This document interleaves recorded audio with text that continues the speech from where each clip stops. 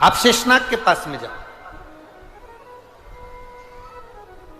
शेषनाग जी के पास में भेजा। शेषनाग जी से विश्वामित्र जी और वशिष्ठ जी ने कहा कि तप बड़ा होता है कि सत्संग बड़ा होता है? तप बड़ा कि सत्संग बड़ा? शिव महापुराण की कथा, राम कथा, भगवत कथा, भगवान की पावन कथा, भगवान का भजन, ये बड़ा? आप बताओ इन दोनों में बड़ा क्या?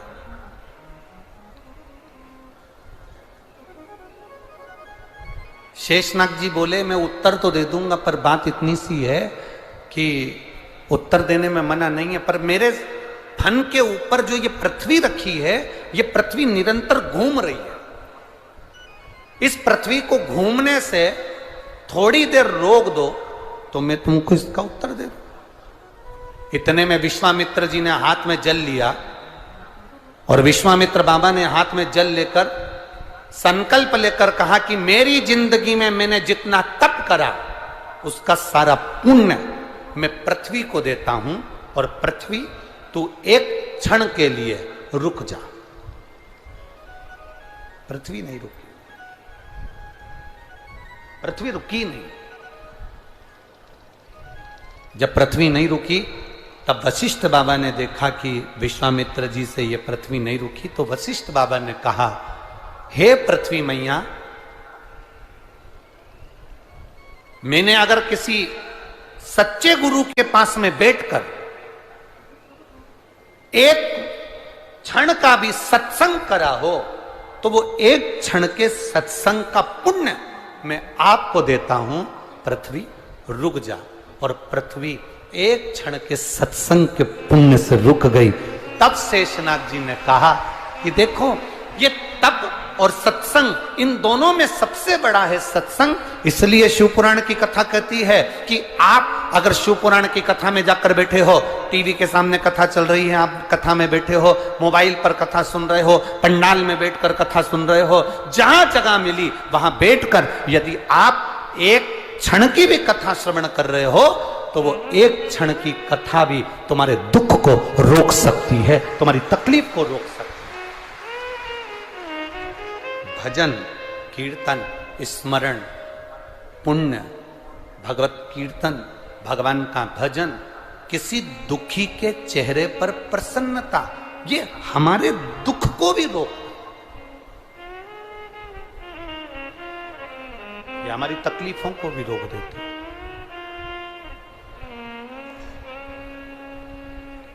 हमारे कष्ट को भी रोक देती है।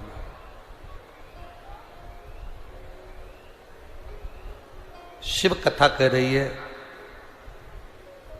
सुगंधा,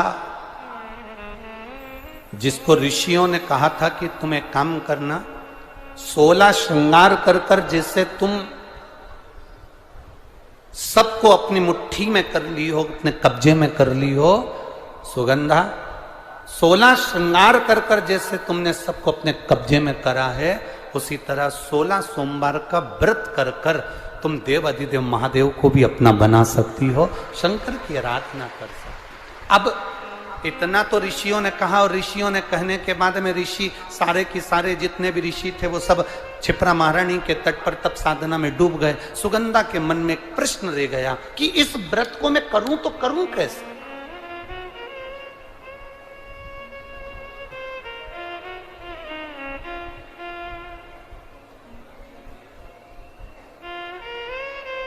पशुपतिनाथ का व्रत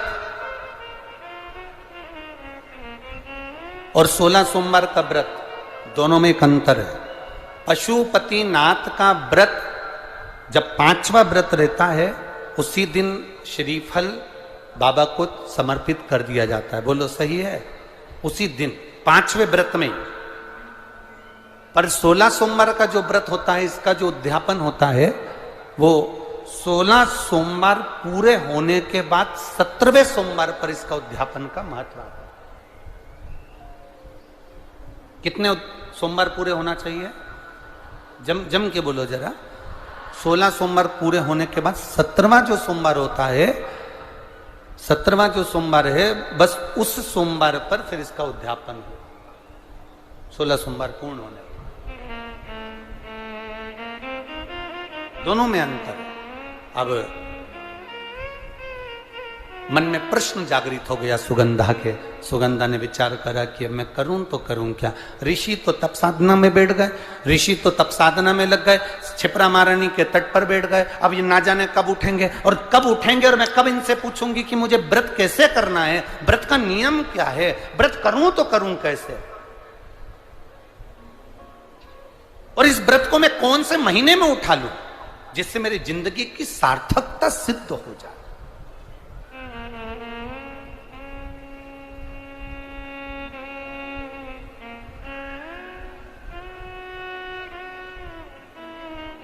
अब सुगंधा ने देखा कि सारे के सारे ऋषि तप साधना में बैठे हैं, अब मैं करूं तो करूं क्या।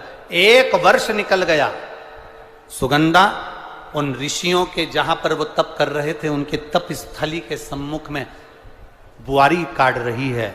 जैसे शबरी अम्बा, मां शबरी राम जी की प्रतीक्षा में जैसे बुआरी काटती थी, झाड़ू लगाती थी, सेज बिछाती थी, पुष्प की रंगोली डालती थी, ऐसे वो सुगंधा भी ऋषियों के जागने का इंतजार कर रही।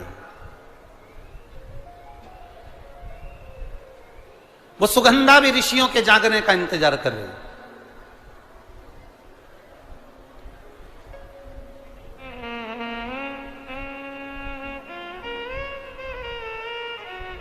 कभी तो नेत्र खुलेंगे, कभी तो ऋषि बोलेंगे।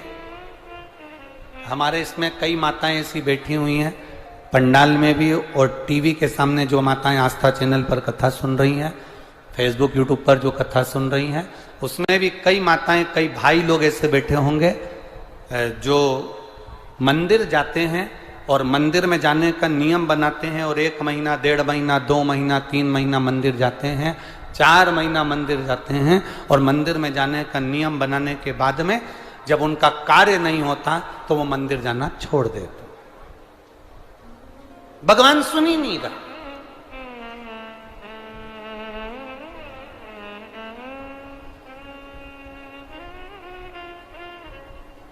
कई लोग पत्र भी लिखते हैं, ऐसा नहीं कि पत्र नहीं लिखते, कई लोग पत्र में लिखते हैं, गुरुजी हम 4 महीने से मंदिर जा रहे थे, गुरुजी हम 3 महीने से मंदिर जा रहे हैं, हम 5 महीने से मंदिर जा रहे हैं, भगवान तो हमारी सुन ही नहीं रहा। भगवान से हमारा कौन सी दुश्मनी है जो भगवान ने सारा दुख हमको दे दिया, भगवान हमारी सुन ही नहीं रहा।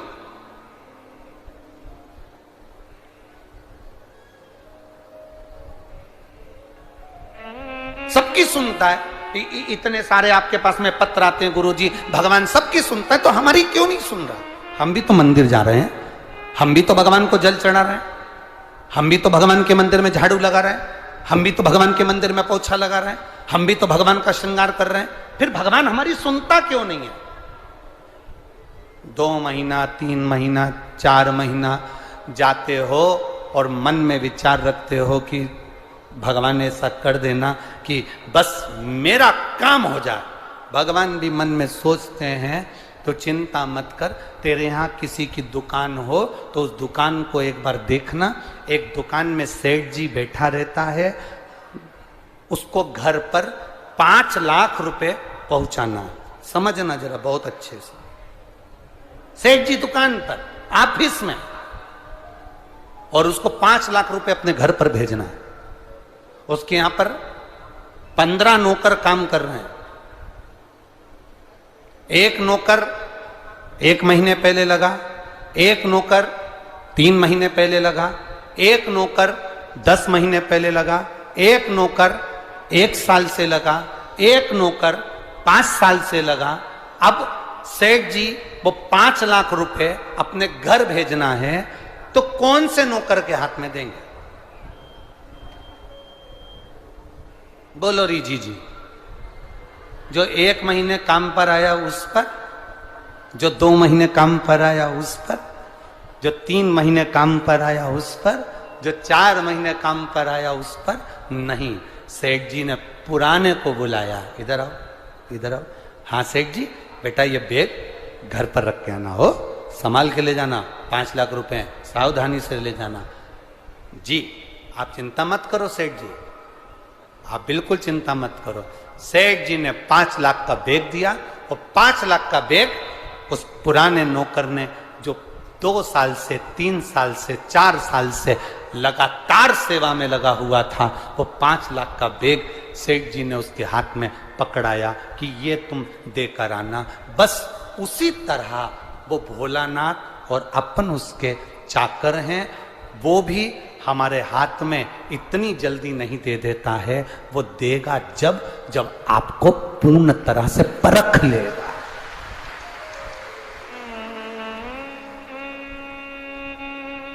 आपको पूर्ण तरह से जब वो परखेगा तब वो देगा। और आप क्या करते हो? 1 महीना मंदिर गए, 2 महीना मंदिर गए, भगवान से प्रार्थना कर लेते हो, भगवान हमको ये दे देना, भगवान हमको ये दे देना। तुम 1 महीना मंदिर जाके मन में सोचते हो कि जमीन में से कहीं गड़ा हुआ धन का हंडा निकल जाए, तो ऐसा कोई महाराज हो जो धन का हंडा निकाल के दे दे तो हमको भी बता देना। नहीं, अपने कर्म को करो, अपनी मेहनत को करो, अपने परिश्रम को करो। और जितना जितना तुम कर्म करोगे, जितनी जितनी तुम मेहनत करोगे, जितना जितना तुम परिश्रम करोगे, और भगवान के प्रति जितना जितना तुम्हारी दृढ़ता, जितना जितना तुम्हारा विश्वास बढ़ता चले जाएगा, जितना विश्वास बढ़ेगा तुम उतने भगवान के नजदीक आते चले जाओगे। फिर तुम्हारा दुख तुम्हारा नहीं रहेगा, फिर तुम्हारा दुख बाबा देवाधिदेव महादेव का खुद का हो जाएगा, क्योंकि तुम्हें दुखी नहीं देख सकते, वो तुम्हें दुखी नहीं देख सकते।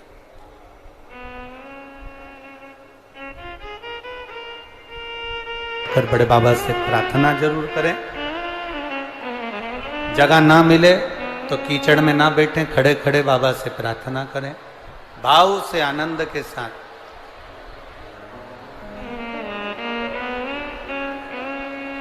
हृदय से भगवान देवाधिदेव महादेव से अपने मन की बात, अपने हृदय की बात अवश्य करें।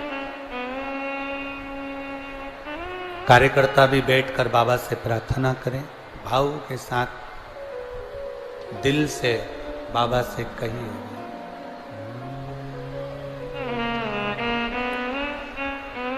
श्री शिवाय नमस्तु, श्री शिवाय नमस्तु, श्री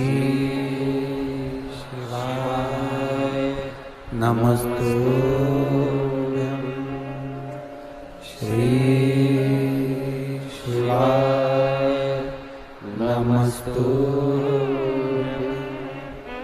श्री शिवाय नमस्तुभ्यं।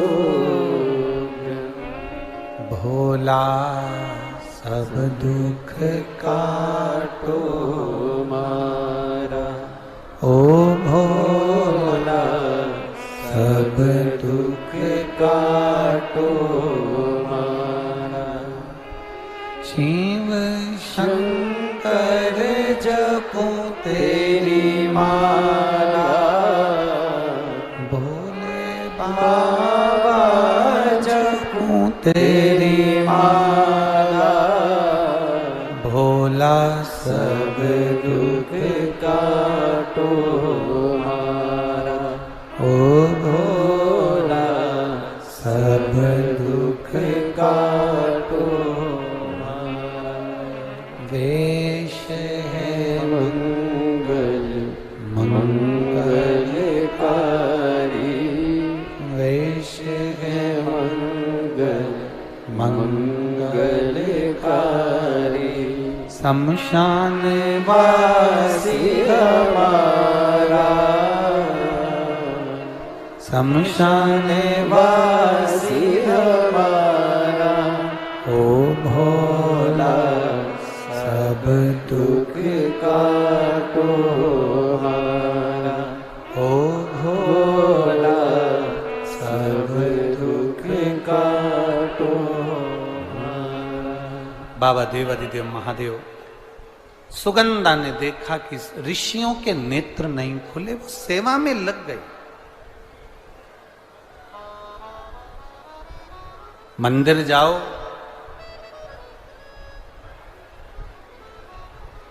सत्संग में जाओ, गुरुद्वारा जाओ, गुरु की शरणागति में जाओ, या किसी पुण्य जगह पर, धर्म की जगह पर आप जाएं तो सेवा जरूर करें।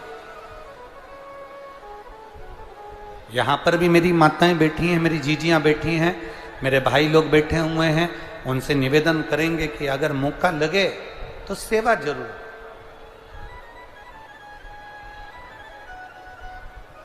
जो सुख है सेवा में, वो सुख दुनिया में कहीं नहीं मिलने वाला। आप लोगों से हम कहते आए हैं कि घर से चला करो तो पानी की कितनी बोतल लेकर चलना है? जम के बोलो जरा, 2। अपने साथ में थोड़ा थोड़ा सा ऐसा सामान जो अपने पास में कोई बैठा हो, कोई भूखा हो, तो उसको हम खिला सकें। अपने एक पानी की बोतल में से थोड़ा पानी किसी का मुख झूठा करा सके। क्या मिलेगा, क्या देगा वो, ये तो तुमको 3 महीने के अंदर बाबा बता ही देगा कि वो कितना प्रदान करता है, क्या देता है। सुगंधा कह रही है, बाबा आपके नेत्र खुले हैं, आपके नेत्र खुले हैं बाबा, आप मुझे बताएं मैं कौन से महीने से 16 सोमवार के व्रत प्रारंभ करूं, उसका विधान क्या है, क्या विधान। कहा भगवान वर्णन करे। ऋषियों ने कहा सुनो सुगंधा,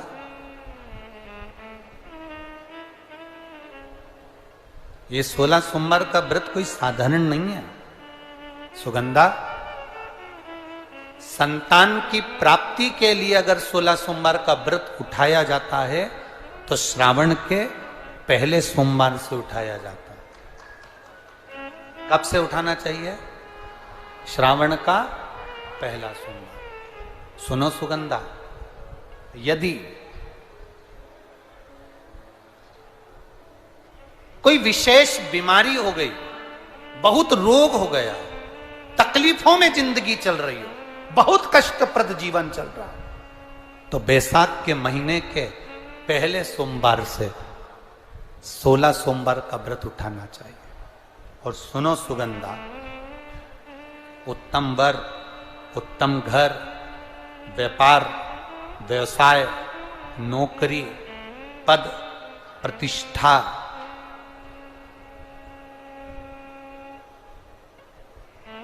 के लिए अगर हमें व्रत करना है तो मार्गशीर्ष मास का पहला सोमवार से इस व्रत को प्रारंभ कर देना चाहिए। मार्गशीर्ष मास का पहला जो सोमवार हो उसमें इस व्रत को प्रारंभ कर लो। और सुनो सुगंधा, ये व्रत दोपहर के तीसरा जो पहर हो, प्रदोष काल, उस प्रदोष काल के समय पर आप इस शिवलिंग की पूजन अपने घर में पार्थिव बनाकर स्मरण कर कर भगवान देव अधिदेव महादेव के लिए प्रसाद तैयार कर कर, आप जिस भाव से भगवान शंकर का आटा सेक कर या चूरमा बनाकर या मलिदा बनाकर जो भी आप बना रहे हैं, उससे 3 हिस्से प्रसाद के इस 16 सोमवार के व्रत में भी होते हैं। कितने हिस्से होते हैं? 3 हिस्से। पशुपति व्रत में 16 सोमवार के व्रत में एक अंतर भारी है। पशुपति व्रत में 2 हिस्से मंदिर में रह जाते हैं, एक हिस्सा अपने साथ आता है और स्वयं को खाना पड़ता है।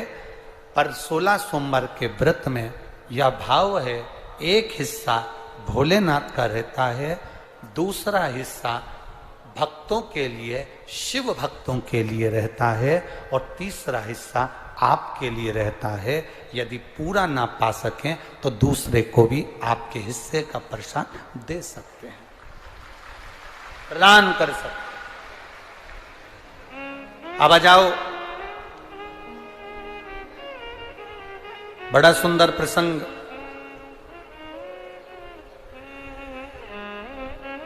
नरसिंह पुराण का आता है। एक बड़ा सुंदर प्रसंग आया। 16 सोमवार के प्रसाद को कई माताएं जब 16 सोमवार का उद्यापन करती हैं, 16 जोड़े आमंत्रित करती हैं और 16 जोड़ों को घर में बुलाकर जब भोजन कराती हैं, तो वो 16 जोड़े जो भोजन करने वाले होते हैं या 16 सोमवार के उद्यापन, हम तो आपसे यहां तक कहेंगे कि 16 सोमवार का उद्यापन अगर किसी के यहां मोहल्ले में, कॉलोनी में, घर में किसी के यहां हो रहा हो, तो उसके यहां आप भोजन भंडारा खाने के लिए जाओ, चाहे मत जाओ, पर 16 सोमवार का अगर प्रसाद का उद्यापन का अगर प्रसाद मिल जाए तो दोनों हथेलियां फैलाकर श्री शिवाय नमस्तुभ्यम कहकर, ओम नमः शिवाय बोलकर, नमः शिवाय बोलकर अपनी कामना कर कर, किसी के अगर उद्यापन हुआ हो, दोनों हथेलियां फैलाकर उससे थोड़ा सा प्रसाद मांगकर उसी के दरवाजे पर खाकर आ जाइए, आपकी जिंदगी को सुख का अनुभव हो जाए। तो कोई पूछे ये कथा कहां से ली, तो आप बता देना नरसिंह पुराण में यह वर्णन आता। कौन से पुराण में है? नरसिंह पुराण में वर्णन आया कि एक बहुरोमा नाम का एक दैत्य था, एक असुर बहुरोमा।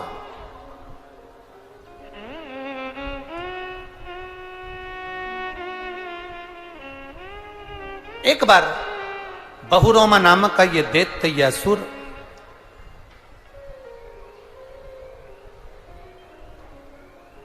मार्ग से निकल कर जा रहा था और किसी एक ऋषिवर ने, एक गुरु ने, एक संत ने उस बहुरोमा दैत्य को देखा। नरसिंह पुराण का चरित्र। कोई आपसे पूछे कि 16 सोमवार के व्रत का प्रसाद का महत्व क्या है, क्या महत्व? बहुत ध्यान देना, यहां पे माताएं पशुपति व्रत करती हैं।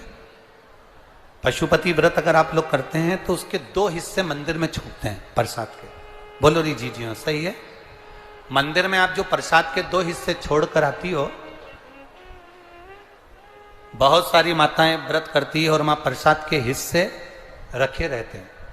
मंदिर का पुजारी हो, मंदिर के पंडित जी हो, या मंदिर की कोई नारी, कोई पुरुष, कोई बच्चा, कोई बड़ा, उस प्रसाद को एकत्रित कर लेता है और उस प्रसाद को जो भक्त लोग दर्शन करने आते हैं, जिनका पशुपति व्रत नहीं रहता, या जो दर्शन करने आए, या गांव के बच्चे हों, नगर के बच्चे हों, कॉलोनी के बच्चे हों, उनको वो प्रसाद जो वितरण किया जाता है, शिव महापुराण की कथा कहती है, हजारों हजारों अश्वमेध यज्ञ का जो फल प्राप्त होता है, वो मात्र वो प्रसाद के वितरण से, उसके पाने से प्राप्त हो जाता है। आप लोगों में से कोई माता ने करा कभी ऐसा? अगर कोई प्रसाद चढ़ाकर गया, पशुपतिनाथ व्रत का 2 हिस्सा छोड़कर गया, और बहुत सारी माताओं ने छोड़ दिया और वो सब चली गई, उसके बाद वो प्रसाद रखा रहता है, तो उसको एक तसले में, एक पात्र में एकत्रित करना चाहिए और उसको बांटना। हजारों अश्वमेध यज्ञ के फल के बराबर वो पुण्यता पशुपतिनाथ के व्रत को वितरण करने की, उसको पाने की।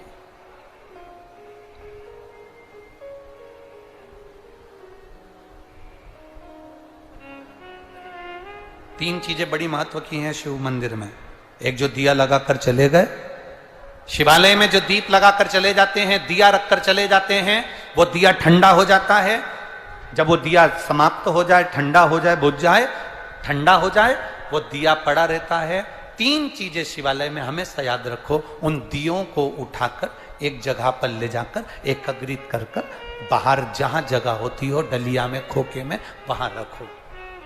वो रखे हुए दीप जो ठंडे हो गए हैं, उनको उठाकर एक जगह पर ले जाकर रख देने से जीवन में कभी विपदा की अगर घड़ी आती है, विपदा की घड़ी से मतलब होता है कोई बड़ा रोग आ गया, कोई एक्सीडेंट हो गया, उस एक्सीडेंट के समय पर एम्बुलेंस भी नहीं आई, कोई नहीं आया, आपने भगवान शंकर के सामने से रखे हुए दिए जो ठंडे हो चुके हैं, जले हुए नहीं, जो ठंडे हो गए, जिनमें ना दीप में कुछ भी नहीं बचा, वो ठंडे हो गए, उनको उठाकर आपने अगर एक और ले जाकर भी रखा है, अगर कोई आपकी विपदा की घड़ी में खड़ा नहीं होता, तो वो दीप जिनको आपने उठा कर एक और ले जाकर रखा है देवाधिदेव महादेव के मंदिर में, महादेव आपको उठाकर ले जाकर कहीं श्रेष्ठ जगह पर जरूर रखते हैं, निश्चित रखे। बोल बम का नारा है, उस दीप को रखे। 3 चीजें बड़ी महत्व की, एक प्रसाद, शंकर के मंदिर का पशुपति व्रत का प्रसाद, एक शिव मंदिर में रखी हुई जल से भरी हुई बाल्टी, हंडा। अब हमें यहां छिंदवाड़ा का तो नहीं मालूम, ये शिव पुराण तो कहती है अपने घर से जल लेकर जाना चाहिए, आप लोग ले जाते हो ना, पर मंदिर के अंदर भी बाल्टी भर कर रखा रहता है पानी। यहां रखते हैं क्या कि कोई भक्त आए और उसको चढ़ाना हो तो वहां से भरकर, वो बाल्टी, वो हंडा अगर तुम्हें दिख रहा है कि खाली है और बावड़ी, कुआं, नल दूर है या बाहर है, तो प्रयास करना कि वो बाल्टी, वो हंडा, वो घगरा आप उसको भरकर मंदिर में जरूर रखकर आना। जितने लोग जल चढ़ाएंगे वो जल आपकी ओर से चढ़ा हुआ होगा, उसका फल अपने खाते। 3 चीजों का स्मरण रहे। कल हमने कथा में कहा था, गुरु नानक देव जी की कथा वर्णन करी थी, तो गुरु नानक देव जी की कथा में अपन ने बाले की कथा श्रवण करी थी। उस बाले से कहा कहीं लंगर हो रहा हो, कोई लंगर चख रहा हो, कोई भंडारा हो रहा हो, कोई भोजन कर, उसका एक क्रम समझाया गया कल की कथा में। आज की कथा में अपन ये श्रवण कर रहे, ये तो नरसिंह पुराण कह रही है, बहुरोमा नाम का दैत्य, एक ऋषिवर ने पूछ लिया, तुम तो दैत्य हो, तुम तो असुर हो, पर समझ में नहीं आया कि तुम दैत्य असुर होकर ये शंकर जी के मंदिर के बाहर क्यों बैठे रहते हो। एक ऋषिवर ने, गुरुवर ने पूछ लिया, एक संत ने पूछ लिया।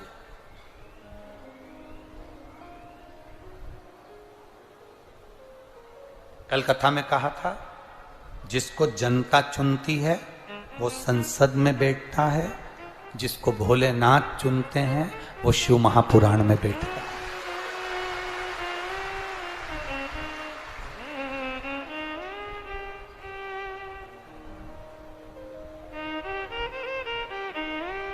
तो वो कहे ना, जो नाम उनका लेवे भोले जी दर्शन देवे, भोलेनाथ ब्यूटीफुल, जो नाम उनका लेवे भोले जी दर्शन देवे, भोलेनाथ ब्यूटीफुल। शिव अकेले ब्यूटीफुल नहीं, जो नाम उनका लेवे भोले जी दर्शन देवे, भोलेनाथ ब्यूटीफुल। जो नाम ले रहा है, जो गुणगान कर रहा है, बहुरोमा ऋषिवर कह रहे हैं, सुनो बहुरोमा, सुन बहुरोमा, अगर संसार का मनुष्य, संसार में रहने वाला जीव जिंदगी में अगर 16 सोमवार का व्रत भी नहीं कर पाया और अगर 16 सोमवार की मात्र शिव तत्व कथा को श्रवण कर लेता है तो 16 सोमवार के उद्यापन और व्रत का फल मिल जाए।